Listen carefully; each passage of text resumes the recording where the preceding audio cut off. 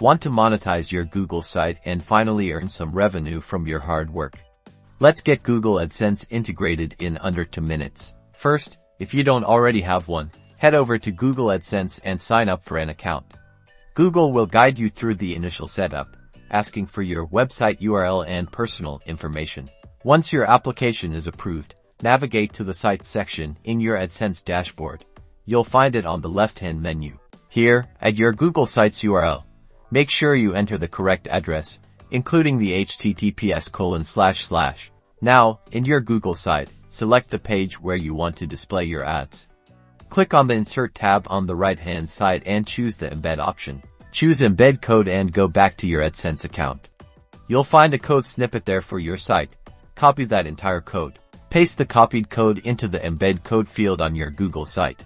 Then, click Next. Google Sites will display a preview of the embedded AdSense code. Review it, and if it looks correct, click Insert. You'll now see a placeholder where your ad will appear.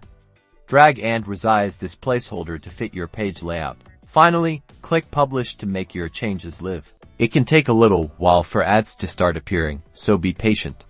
Congratulations, you've successfully integrated Google AdSense into your Google site. Now go and earn money.